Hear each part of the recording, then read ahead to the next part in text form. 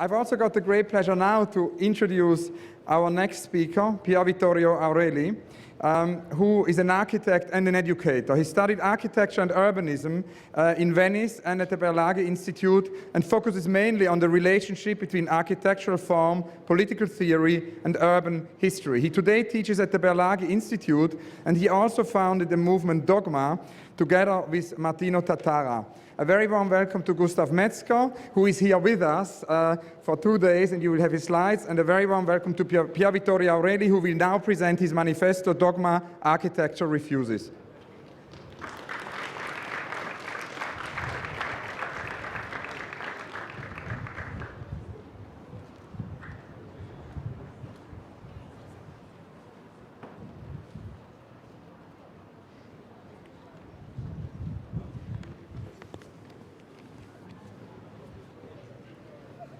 The manifesto I'm going to read, actually, it's a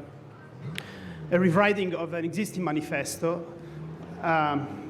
which was, I think, one of the most beautiful manifestos of the 20th century, and perhaps one of the lesser-known manifesto. And the reason why I decided to rework an existing manifesto is precisely because anytime you make a new manifesto, you basically arm what has been done before. As you know, actually, the first manifesto in history is the Communist Manifesto by Karl Marx and Friedrich Engels. And if you think the history of communism, there is no another manifesto of communism, because any militant of communism would never dare or would never be so stupid to write another manifesto, precisely to not arm the one that was already done. So, since I was invited to a marathon of manifesto, I was really thinking how I can address this form of declaration. And I thought that perhaps I could, on one hand, rewrite an existing manifesto, and also to focus on something that usually manifestos are not about, which is basically to not propose anything, to propose nothing. Now, this is a manifesto about architecture, and I thought that today the most urgent task for architecture is precisely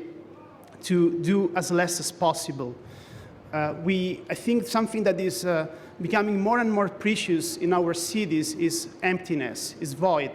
is lack of program, of content, of anything. And where actually there is nothing, there is really the possibility of anything can happen.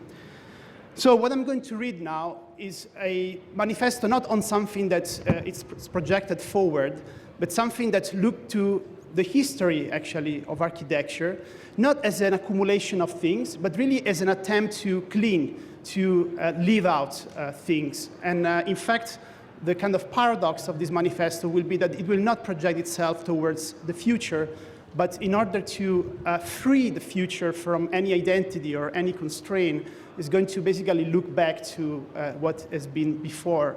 the future. So the title is Architecture Refuse,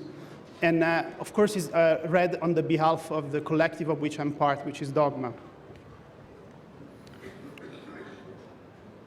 It has been said many times in architecture writing that one can find some of architecture meaning by looking not only at what architects do, but at what they refuse to do. For Leon Battista Alberti, no Gothic cathedrals, no castles, no arches and columns, no complicated decorative patterns, no irregular plans, no urban fantasies, no architectural literacy, no building spontaneity, no vernacular, no word beyond our word. For Etienne Louis Bullet, no Baroque, no Rococo, no architectural orders on the facade, no social orders, no capriccios, no pastiche, no antiquities, no frescoes, no statue, no prints, no complicated forms, no aristocracy, no asymmetry, no history, no decorative excess, no elitism, no hidden mechanism. For Jean-Nicolas Louis Durand, no poché, no complicated shapes, no value-free composition, no improvisation, no complicated spaces, no complicated buildings, no decoration at all, no creativity for the sake of creativity, no absurdities, no picturesque, no surprise, no social hierarchies, no archaeology, no representation, no figuration, no negation, no authorship, no meaning.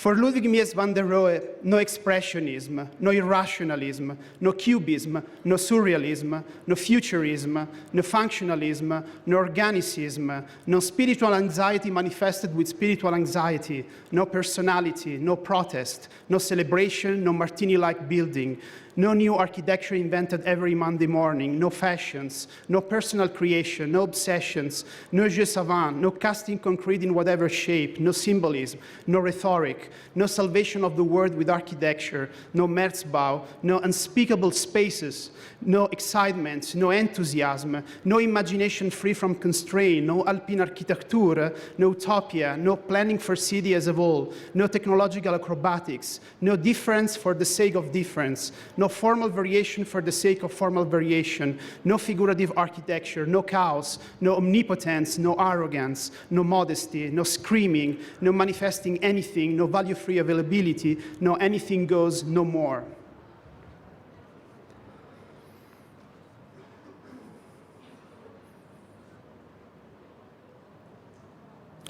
And today, some architects like us refuse to be involved in some ideas.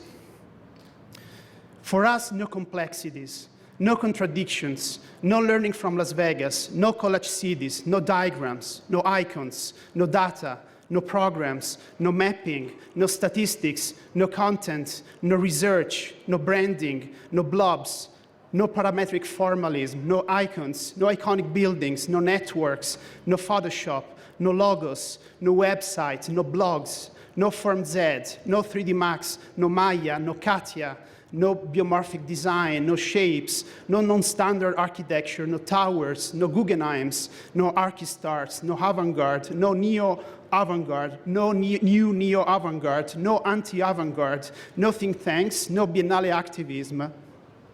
no fake bottom-up, we work for the people, no architects as social entrepreneur, no architects as political opinionist, no architect as social opinionist, no architect as cultural opinionist, no architect as biennale monkeys, no architecture as art, no architects as artists, no artists as architects, no art as architecture, no architect as aspect on everything, no architect as journalist, no Stephen Hall-like dancing windows, no rhomboid-like facade pattern, no Peter Zumthor New Age approach to architecture, no circular holes in the facade, no cantilevering boxes, no green grass on the roof, no titanium on the facade, no colorful architecture, no twisted shapes, no strangeness, no drama, no uniqueness, no originality, no novelty, no newness, no nostalgia, no 60s, no utopia, no nature mending, no fake interactivity, no irresponsibility, no life mirroring, no information, no communication, no coercion, no confusing architecture with everything that is not architecture, and most importantly, not confusing life with everything that is not life. Thanks.